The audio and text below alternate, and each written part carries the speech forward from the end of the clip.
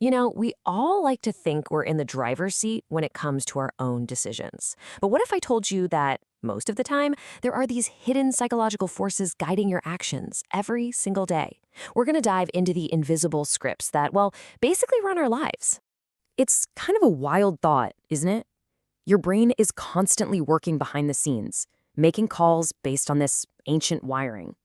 So, in this explainer, we're going to pull back that curtain and reveal some of these really powerful psychological truths. So, here's the game plan. We're going to explore 4 key areas. First up, we'll look at your brain's secret shortcuts. Then, we'll get into the perception of power.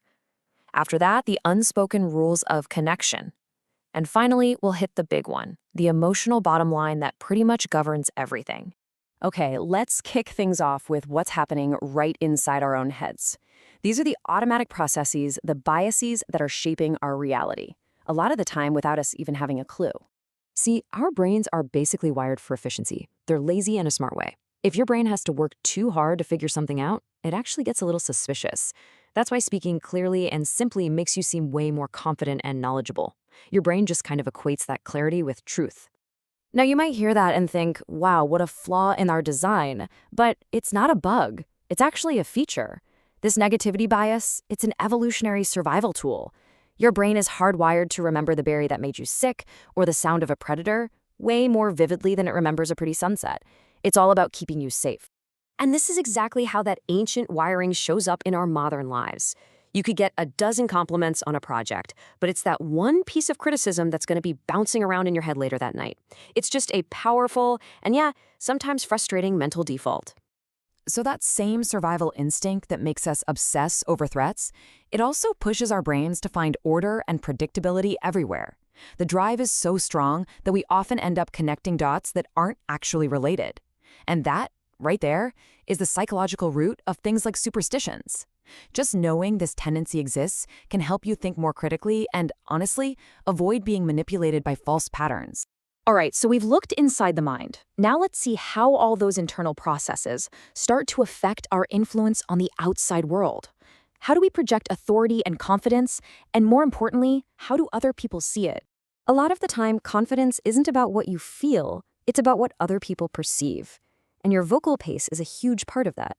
Speaking slowly, deliberately, that signals authority. But when you start rushing your words, it just screams nervousness. I mean, 2 people can say the exact same sentence, but the calmer, slower speaker is almost always going to seem more credible. Now, this one might feel a little backwards, but stick with me. Most people are deeply, deeply uncomfortable with silence in a conversation. It creates this psychological vacuum, this pressure that they feel an urgent need to fill. And in their rush to fill it, they often reveal way more than they ever intended to. And here's how simple it is to actually use. Step 1, you state your case or you ask your question. Then, step 2, and this is the most important part, you just stop talking. You hold that silence.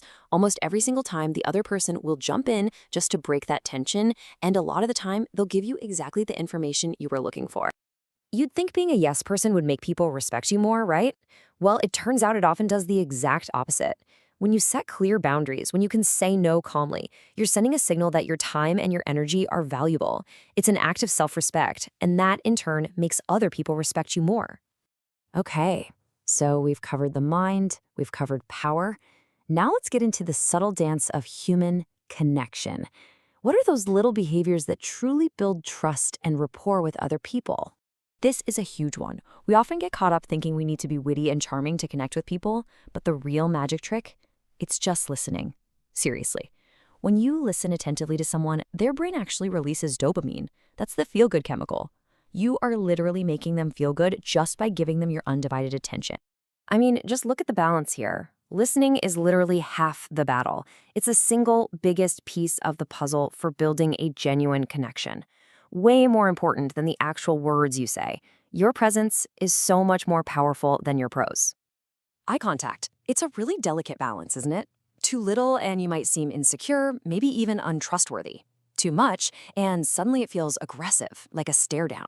Well, the sweet spot, according to studies, is holding that gaze for about 3 to 5 seconds at a time.